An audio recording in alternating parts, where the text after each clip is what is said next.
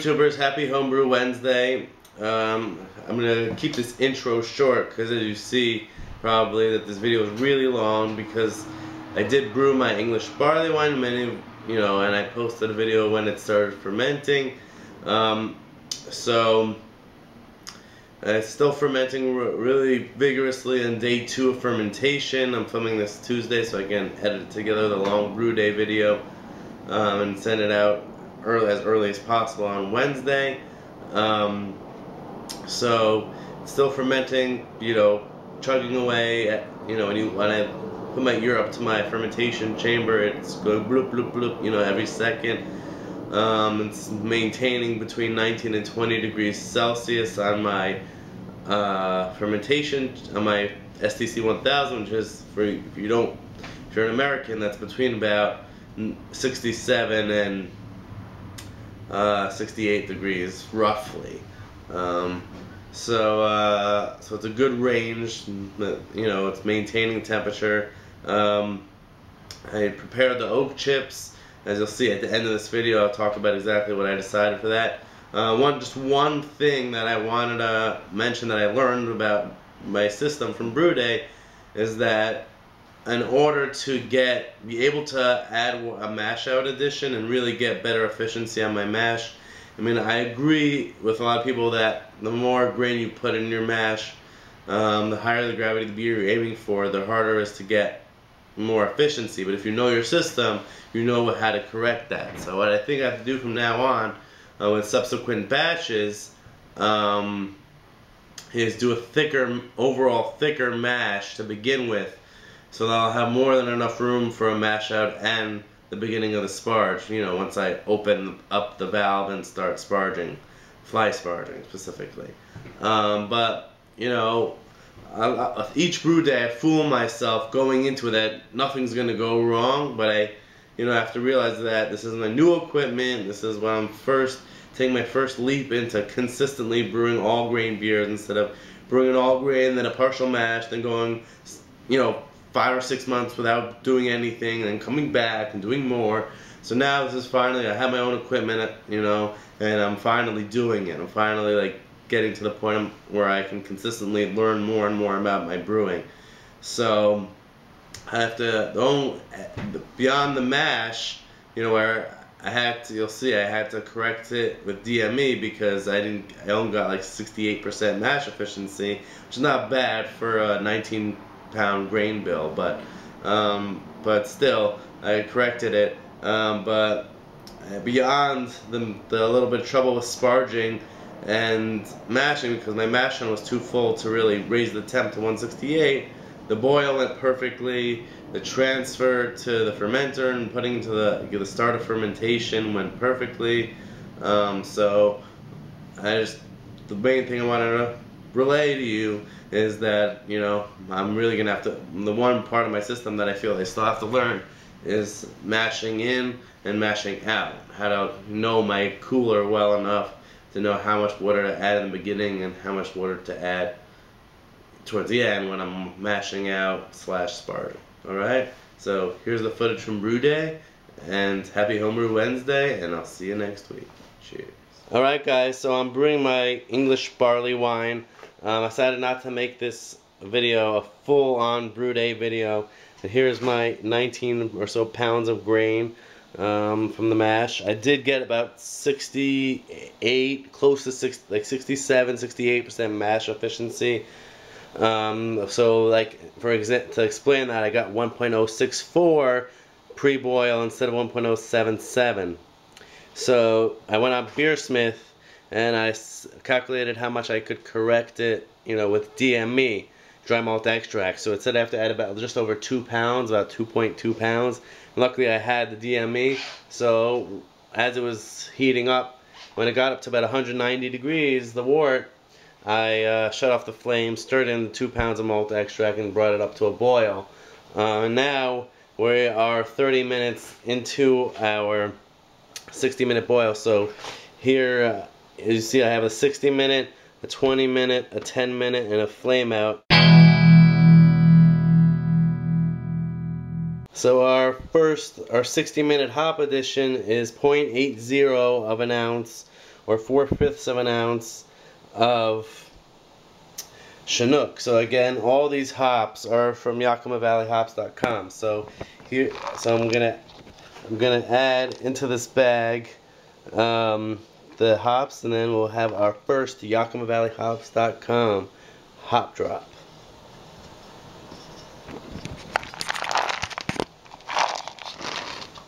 Alright, so as you see, I got them in the bag.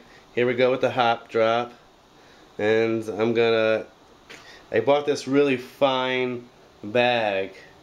So even though I'm probably going to still get some trube, at least it's a little better than just a regular mesh bag or a muslin bag. So I'm just going to keep the string tied to the side of the pot here. Alright guys, so sorry about the 60-minute hop edition. My camera battery died. So what I'm going to do now is do the 20-minute hop edition. This has 1.5 ounces of Centennial hops, which are a great American hop. I believe this batch is 10% alpha acid. So I'm going to add this to the hop bag.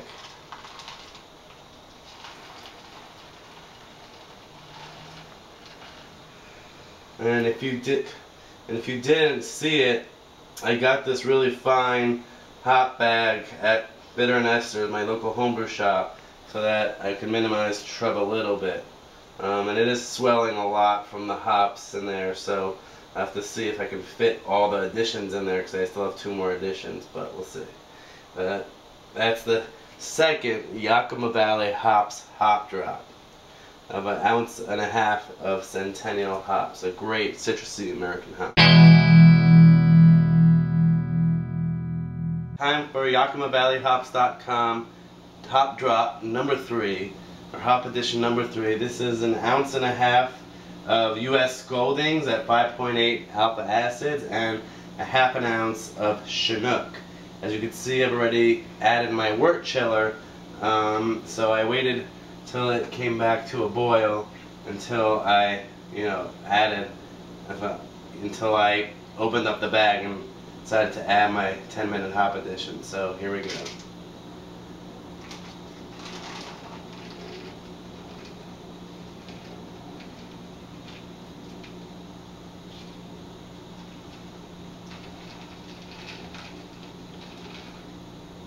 There we go. Alright, so that's the 10-minute hop edition. Again, 1.5 ounces of U.S. Goldings and 1/2 ounce of Chinook. Again, I think I mentioned in a previous video that I wanted the Chinook to really stand out a little bit in the flavor, so that's why I decided to add another 1/2 ounce. And I decided to up my Flame Out edition and put another 1/4 ounce of it in. So it'll be in the aroma, the flavor, and the bitterness. So if you like Chinook, this is a good barley wine for you.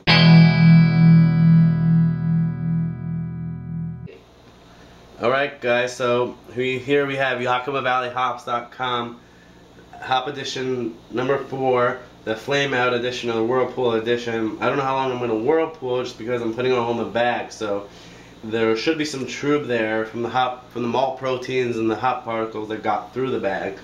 But overall, this is just to steep in. So this is 1/2 ounce of Centennial, 1/3 ounce of Goldings, or 0.3 ounce of Goldings, and 0.25, 1/4 ounce of Chinook.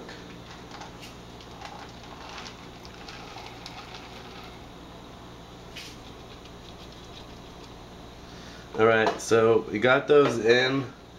I'm holding it with a glove because the bag is really hot. I almost burnt myself the last few hop editions. So we're going to cut the flame now and let it steep. And I'm going to start to stir it a little bit and let it steep there for a good 5 minutes or so before I actually start the chilling process. And whirlpooling, the whole idea of whirlpooling, if you don't have a whirlpool or electric system or a recirculating system that you can use to whirlpool, is just to try to get a small whirlpool to fall at the to form towards in the wort. You might not see the whirlpool itself, but it's just to collect all the proteins that are settled into the wort towards the middle, so you have a clearer wort. So I'm just gonna continue stirring this for a little bit, and then after about 10 minutes or so, I'll turn on my chiller and start chilling the beer down, and hopefully, since it's been pretty cold here the past few days over the weekend, I am filming this on a Sunday. Since it's been cold out, the groundwater will be colder than it was when I did my breakfast stout, and it won't take as long to chill down. Guys, so as you can see here, I've collected my wort. There's still a good amount of star sand foam on top, but it should be pushed out through the blow-off tube during fermentation. And my blow-off tube, I mean my dip tube did a really good job.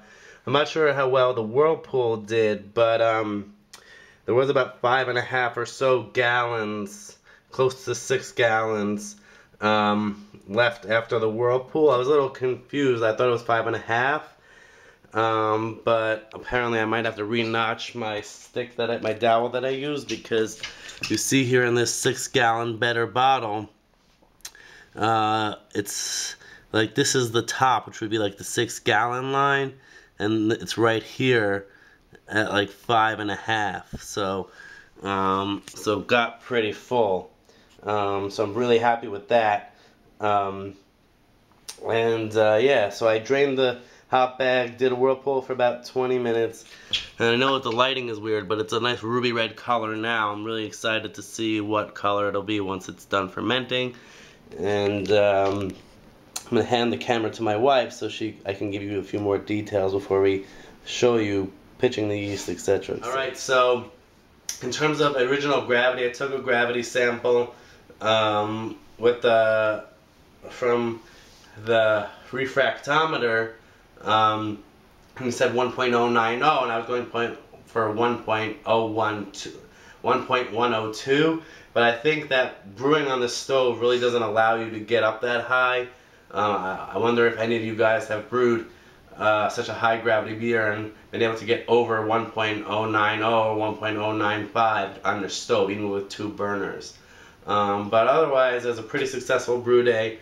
It's still within style according to Beersmith, so it'll still be called a barley wine. English strong ales are usually 1.075, so it's still in the English barley wine category. And with the bourbon soaked oak chips, it should be pretty awesome. So that's it for now, and let's go put it in my new fermentation chamber. Alright guys, so I don't know if you can see what I'm doing here, but I taped the probe for my SCC 1000 to the middle bar thing of the fermenter. So as you can see, if you don't know if you just heard, but the fridge just clicked on. It's saying it's 20.3, but I haven't aerated the wort yet, so it's about like 69 degrees. So we'll see what what it says the temperature is after I aerate, but it's really close to pitching temp. So what I'm going to do here to insulate it is I have a piece of paper towels, you see, 2 paper towels all folded up like this, and then I'm going to put it over the probe to insulate it. Some people use bubble wrap, but I think that paper towel can also do the job, and and I've heard it being used. So what I'm going to do now is I created a kind of contraption to aerate by using a hanger, and I taped the edge. So I'm going to get this all hooked up into my drill after I sanitize this, obviously, and I'll show you how I aerate my wort. Alright?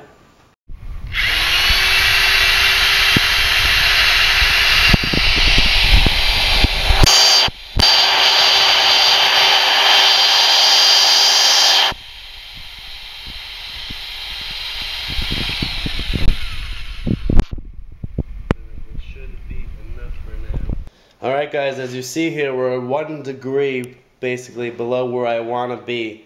I want to be about 19.4, which is about 66.92. Beersmith said to be at 67 degrees, which is really 19.5, which is be 67.1. But I want to go a little low, and I'm going to set, right now I think it's set for 19.5, but I'm going to reset it once I get it in the fridge to 19.4. Just so if it fluctuates a little bit, I'll have a little, like 0.08 of a degree in my favor. So I'm not going to decant off the, I'm not going to put this in the fridge and then decant it. Just because, you know, I want to get this brew date over with. But you can decant, like put it in the fridge to let all the yeast settle out, and then decant off some of this. But since I only made a 2-liter starter, and that may be like a 4-liter, and I'm just gonna pour it all in and let it go.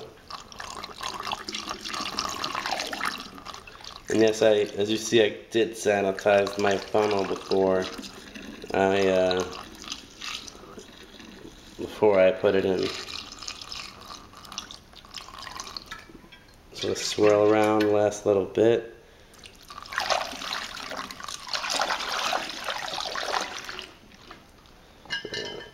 Wow, that's crazy. Like I was able to get the whole starter in without getting the stir bar there, and I didn't even use the, what's it called? The keeper magnet, so I'm lucky with that. Anyway, so as you see, we have a really full fermenter. It might even be over 6, just at the 6-gallon mark now. So I'm lucky that I have a blow-off tube. So we'll see what happens. It might be a little full, but we'll see what happens. All right, cheers. All right, hey brew tubers, Barry here. So this is about 16 hours after pitching. I pitched about 6:15 p.m. so this is about 10 p.m. the next morning. And as you can see here, I woke up around 8 o'clock. It was just starting to bubble. Now at 10 o'clock, 2 hours later, it's really taken off. As you can see, a big foam krausen is forming, nice healthy looking foam on top, no specks from like an infection or anything. Nice healthy bubbly krausen, and the blow-off tube is chugging away a lot, really foaming at the top. So I'm really excited about this. As you see here, I have the insulated temperature probe there, keeping it nice and cool. Around 67 degrees, maybe between 67 and 68, and I put an extra piece in there to insulate the probe. Okay guys, so as you saw in that clip, the beer is chugging away pretty well. I'm filming this clip 24 hours later. I wanted to wait to do the oak chips and the bourbon till I was 100% sure that it was really chugging away and that it wasn't just going to stall after starting. So I made a final executive decision for this brew of how I want to do the bourbon and the oak. Of course, as you see here, I'm going to do the combination of the French oak and the American oak. But I really want some oak flavor, and I was reading on Homebrew Talk that the chips really don't give such an authentic oak flavor once you soak them in bourbon. So in order to prevent that, what I'm going to do is I'm going to do the bourbon / oak in three levels of flavor, or 3 additions to give 3 levels of flavor. The first level is going to be 3 out of the 4 ounces that I'm going to add are going to be bourbon soaked. So 1.5 ounces of the French and 1.5 ounces of the American oak soaked in. I have here Knob Creek and Buffalo Trace. I'm going to start with the Buffalo Trace, and then if I need more to coat the chips, I'll do Knob Creek. And probably there's only a little bit of Buffalo Trace left, so when I get to the 3rd layer, which I'll tell you about in a flavor which I'll add in a second, I'll have to use the Knob Creek. So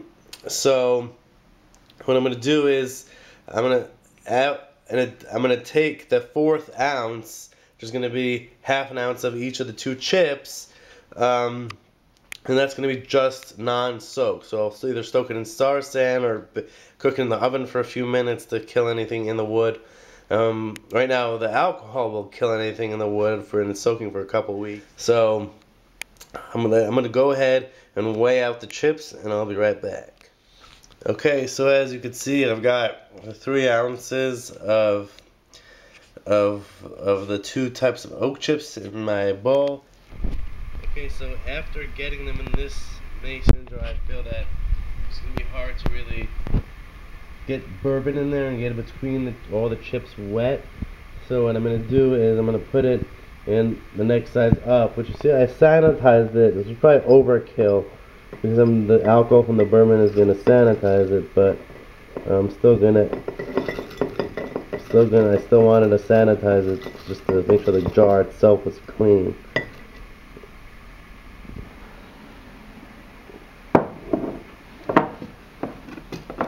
So let's just get this all in here.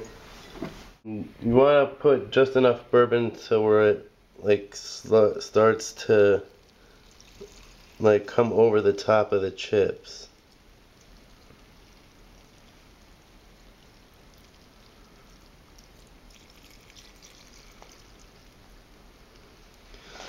Alright, so it's definitely not enough, because even if I shake it up, most of the chips won't actually be soaking in the bourbon.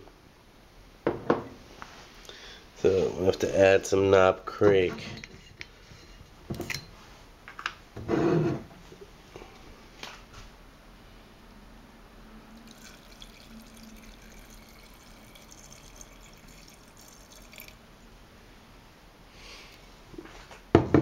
Alright guys, so as you can see, I have just enough bourbon in there to wet the chips. I might put a dot more in there, but I don't want to overload the chips with bourbon. So, and I'm not really afraid of going through all my bourbon because it means I could try new bourbons. Because ever since I got back together with my girlfriend over a year ago, I've been getting really into bourbon because her brother's really into bourbon and he inspired me to start trying new bourbons.